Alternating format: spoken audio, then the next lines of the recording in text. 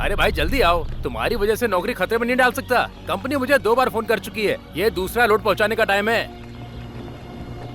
तो बताओ, किसी ने बॉडी को पहचाना? बस उसकी नाक पर तिल नहीं था। मतलब? एक आदमी उसकी शिनाख्त करने आया था, लेकिन तिल को लेकर कंफ्यूज था। रजक, रजक रुको, रजक। आपने अचानक ऐसे मुझे बुलाया, लगता है आप उस बॉडी को पहचान गए हैं। क्या आप जानते हैं किसकी बॉडी है? नहीं, मुझे परवाह नहीं कि वो किसकी बॉडी है। यहाँ तक लाने में मेरे 150 दिनार खर्च हुए। आपको मुझे वो पैसे देने ही पड़ेंगे। 150 दिनार? टैक्सी मेरी नहीं है रजाक।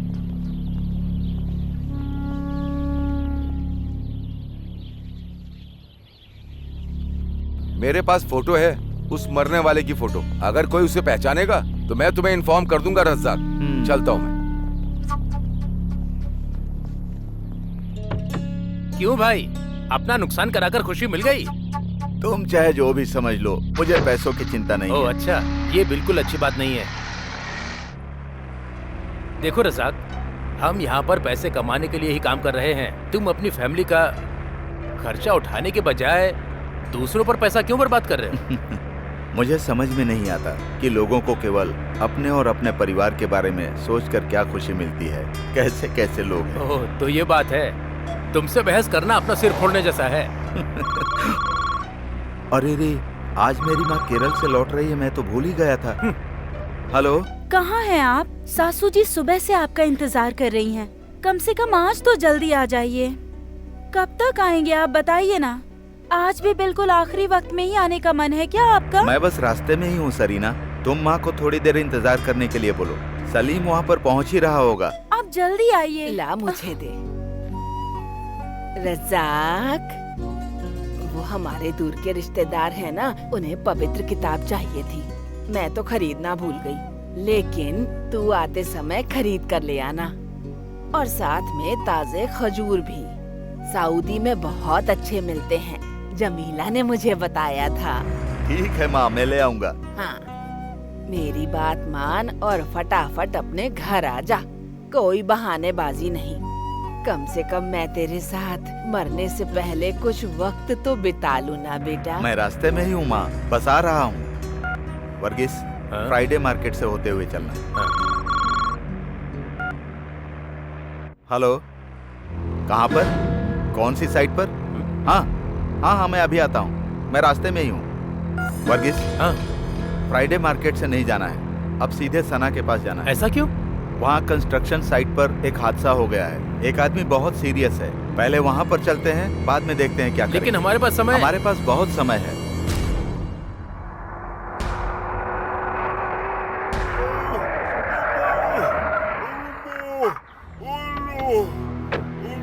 क्या हुआ? सब उल्टा पुल्टा हो गया रज़ाक भाई। हम तो आजकल लोगों की मदद भी नहीं कर सकते हैं। ये कैसे हुआ? डॉक्यूमेंट्स के यहाँ कैसे पहुँचा? हमने तो बस इसकी मदद की है रज़ाक। जब हमारे पास पर्याप्त वर्कर नहीं होते ना, तो हम लोग बाहर से वर्कर बुलाते हैं। इसके पास ना तो पासपोर्ट था, ना वर्क परमिट, फिर भी हमने इसकी इसलिए मदद की ताकि कुछ कमा सके। मैंने लोगों से कहा मुझे ऊपर चढ़ने में चक्कर आते हैं, किसी ने मेरी बात नहीं मानी। इसका नाम क्या है? चांद बादशाह। मुझे जल्दी से हॉस्पिटल ले चलो। अगर इसकी देखभाल करेंगे तो तुम्हारी माँ का क्या होगा? बातें बाद में करेंगे, पहले इसकी हेल्प करो। पकड़ो पकड़ो, या अल्लाह। आप कुछ दिन और हमारे साथ ही क्यों नहीं रुकते? क्योंकि मुझे वहाँ पर बकरियों की देखभाल भी करनी है। मैंने यहाँ आते वक्त अपना काम जमीला को सौंप दिया था। वो कब तक संभालेगी भला? पापा कभी टाइम पर नहीं आते, वो हमेशा देर करते हैं। जब देखो तब उन्हें अपने परिवार से ज्यादा दूसरे लोगों की फिक्र लगी रहती है। उनके बाप भी ऐसे थे, हमेशा दूसरों का काम पहले करते थे। लेकिन ये हमारा मुल्क नहीं है, हम सब कुछ नहीं कर सकते यहाँ।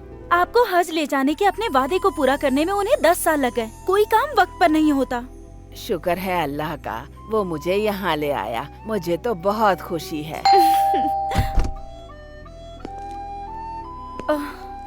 प्लीज इस बॉक्स को बांध दीजिए ना आप, मुझसे नहीं हो रहा। फ्लाइट 7 बजे की है क्या? हाँ। अगर मैं आंटी को एयरपोर्ट छोड़ दूं तो कोई दिक्कत है? लगता नहीं है कि रज़ाक टाइम पे आएगा। हज यात्रा के लिए लोगों की लंबी लाइन होगी। रज़ाक को मैं सीधे एयरपोर्ट ही बुला लेता हूँ। बकवास बंद कर समीर। मैं तब तक नहीं जाऊंगी जब तक रज़ाक घर वापस नहीं आता।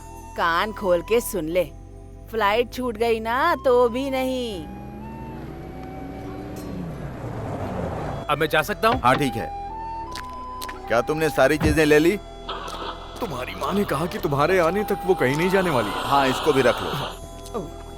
इनका सारा पैसा तो दूसरों की मदद करने में खर्च हो जाता है अम्मी जान। इनको पैसे बचाने का तो कोई ख्याल ही नहीं है। सालों से खुद का घर बनाने का प्लान ही कर रहे हैं।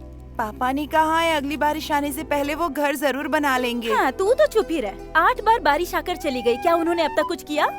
तुम्हारा घर बन जाएगा। हमेशा इस तरह उसकी शिकायत क्यों करती हो? हाँ, माँ जाने के लिए तैयार बैठी हैं और तुम इस वक्त भी उनसे मेरी शिकायत कर रही हो। कोई तुम्हारी शिकायत नहीं कर रहा बेटा, तुमसे प्यार करती है इसीलिए कहा। हाँ जरूर, लेकिन हमारा और इसका प्यार फिलहाल तो इस बात पर निर्भर करता है कि मैं जल्दी से घर बनाऊं। अगर मैं उस काम को तेजी से करने की कोशिश करता हूं, तो इसे लगेगा कि मैं प्यार करता हूं। है ना सरीना? आप पहले ही लेट आए हो, अब निकलना चाहिए। हम बाद में प्यार का हिसाब करेंगे। आइए अम्मी जान। हाँ, जाते समय दामोदरन से मिलना मत भूलना। बीपी शुगर चेक करवा लेना। चलो। बेटा, जाने से पहले एक बार गले लग जा। पता नहीं फिर तुझे कब देख पाऊंगी मैं। अब माँ, अभी रोना बंद करो, नहीं तो मैं भी रोने लगूंगा। अभी जाने के लिए देर हो रही है। अब चलो चलो।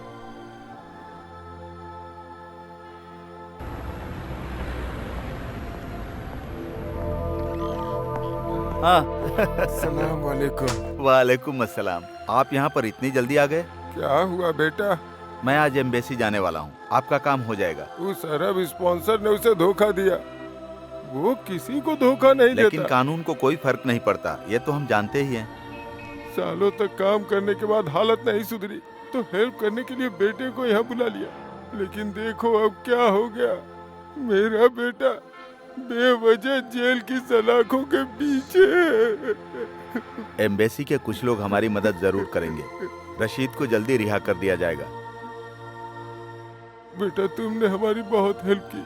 मुझे पता है तुम्हें पैसों की जरूरत होगी। मेरे पास बस इतना ही है। अगर मैं इन सब कामों के पैसे लेता तो अपना घर बनवा चुका होता। ये रख लीजिए आप। इनको पीने के लिए कोई ड्रिंक दो। नहीं रज़ाक, मेरा कुछ भी खाने का मन नहीं कर रहा है। स्टॉक खत्म होने वाला है। हमारा पिछला पेमेंट भी अभी पेंडिंग ही है। हम चुका देंगे। पहले मेरा 100 दिनार का रिचार्ज कर दो। सुनो, देखो, तुम्हें अपना कारोबार इस तरह से नजरअंदाज नहीं करना चाहिए। पता है ना दत्ता की दुकान का क्या हुआ? मैं नहीं चाहता कि तुम्हारी दुकान भी बंद हो जाए। बाद में मुझे दोष मत